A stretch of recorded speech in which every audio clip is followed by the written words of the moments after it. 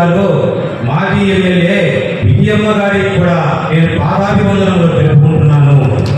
అలాగే తెలుగుదేశం పార్టీ జిల్లా నాయకులకు పేరు పేరున వారికి కూడా ధన్యవాదాలు తెలుపుకుంటున్నాను. అలాగే ఈ తేదీ మీద ఉన్న నాయకులందరికీ, అబ్జర్వర్ నాగేంద్ర గారికి, మనకి జిల్లా మన మండల నాయకులందరికీ నేను నమస్కారాలను తెలుపుకుంటున్నాను. అలాగే ఇక్కడికి విచ్చేసిన మీ తెలుగుదేశం పార్టీ కార్యకర్తలకు, నాయకులకు, శ్రేయోభిలాషులకు, పత్రికా మిత్రులందరికీ నా యొక్క నమస్కారములు. మన తెలుగుదేశం పార్టీ వ్యవస్థాపకులు నందమూరి తారక రామారావు గారి జన్మదిన సందర్భముగా మే 27, 28, 29లో మనం మహానాడును జరుపుకుంటున్నాము. ఈ మహానాడు పండుగ మన కడప జిల్లాలో జరుపుకునడం మనకు ఎంతో సంతోషంగా, మన అదృష్టంగా భావిస్తున్నాము. ఈ మహానాడు పండుగకు ముందుగా మనకి నియోజకవర్గ స్థాయిలో మహానాడు జరుపుకోవడం మన ఆనవాయితీ.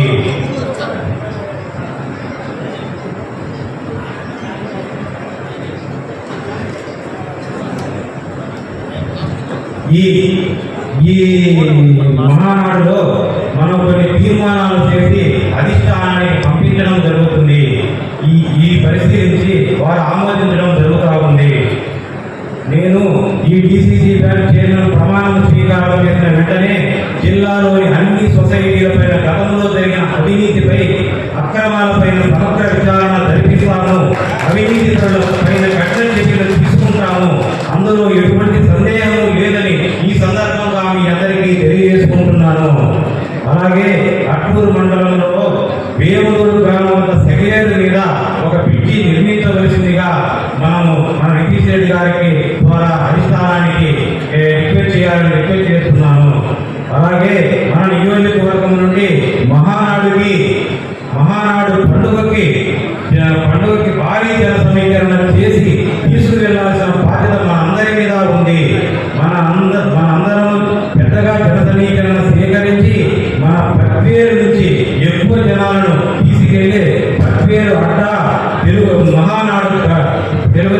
పట్వేరు గడ్డ మహానాడు గడ్డ అని మనము కల్పించేలా మనం తప్పకుండా నెరవేర్చి నితీష్ రెడ్డి గారికి మంచి పేరు ప్రఖ్యాతలు, అందరూ మన నియోజకవర్గానికి పేరు ప్రఖ్యాతాలు తీసుకొని రావాల్సిందిగా నేను కోరుకుంటూ నేను సెలవు తీసుకుంటాను.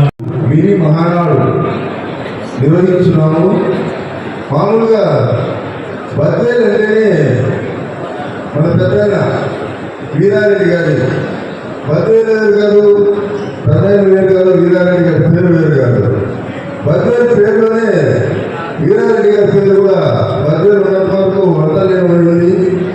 సో అలాంటి బద్వేలు, అలాంటి మన పెద్ద చనిపోయి ఈ 25 సంవత్సరాల సిల్వర్ జూబ్లీ సంవత్సరం 20 సంవత్సరాల టైంలో మనకి ఈ మహానాడు రావడం, ఆయన మరోసారి స్మరించుకొని ఆయన శ్రద్ధాంజలి ఘటించడం మన అదృష్టంగా నేను భావిస్తున్నాను.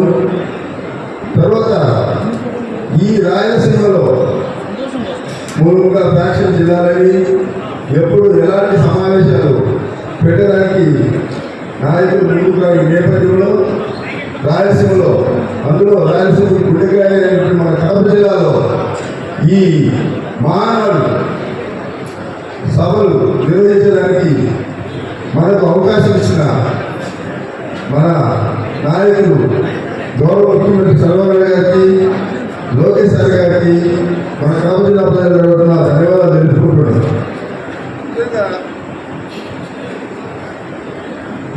మినీ మహానాడు అనగానే మహానాడును అనే ఆ పండుగను ఎలా సక్సెస్ చేసుకోవాలి, దాన్ని ఎలా సక్సెస్ చేసుకోవాలంటే మనం ఏ విభాగాలు, వనరులు మనం తెలుసుకోవాలి అనేదానికి ఇక్కడ చేరిన వారందరినీ సలహాలు, సూచనలు తీసుకొని తర్వాత ఏ వనరులు ఎప్పుడు సమీపించాలా, ఎంతమంది ఉండాలి, ఎన్ని కమిటీలు ఉండాలి, ఇవన్నీ చర్చించుకునేదానికే నాకు తెలిసి మీ Mahanadu pre preparation for the main Mahanadu. కాబట్టి మనమందరం పెద్దలు ఇచ్చిన సూచనలన్నీ సలహాలు తీసుకొని రాబోయే మహానాడులో మన భద్రే తాలూకా రాబోయే మహానాడుకు వెళ్ళడానికి మన భద్రే తాలూకా గడపగా ఉంది. అందరూ ఇంటే మన తాలూకా అంటే వెళ్తారు. కాబట్టి మన మీద మన తాలూకా నారా లోకేష్ గారి యోగా పాదయాత్ర అయితే కానీ విజయసాయి గారి పాదయాత్ర అయితేనేమి ఈ రెండు ఎంతో విజయవంతమై రాష్ట్రం మొత్తము మన భద్రే వైపు చూసిన పరిస్థితి మనందరికీ తెలిసిందే. కాబట్టి మీ అందరికీ ఈరోజు కూడా మన మీద అలాంటి ఎక్స్పెక్టేషన్ ఉంటుంది. అలాంటి విజయవంతం చేస్తారనే ప్రతి ఒక్కరూ అదే ఎక్స్పెక్టేషన్తో ఉంటారని నేను నమ్ముతున్నాను. మరి మన పెద్ద ఆయన వీరారెడ్డి గారు బడ్జెట్ రాగానే గుర్తు వీరారెడ్డి గారు అందరికీ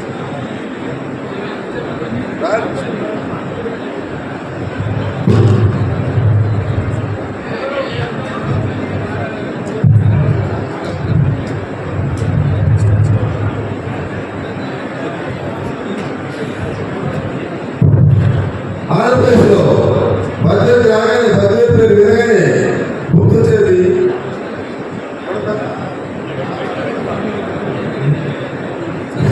మన పెద్ద ఆయన వీరారెడ్డి గారు. కాబట్టి ఆ మహానాయకుడికి పేరు మహానాయకుడు ఆయన రాయలసీమలో ఎలాంటి నాయకుడు, మొత్తం ఆంధ్రప్రదేశ్లో ఎలాంటి కీర్తి ప్రదేశాలు ఉన్నాయో, రాయలసీమలో ఎవరికి తర్వాతది సింహం లాంటి వాడు మన వీరారెడ్డి గారు.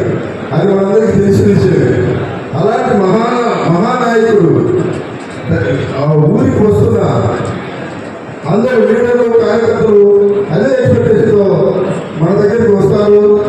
మనం కూడా వాళ్ళకి తగినట్టుగా అతిథి మర్యాదలు మన టీచర్ గారు వసతుల కమిటీలో ధైర్యంగా ముందుకొచ్చి మేమందరికీ వసతులు ఏర్పాటు చేస్తామని జిల్లా వారికి నా అధినాయకత్వంతో చెప్పినారు. కాబట్టి మనమందరం ఈ మినీ మహానాడులో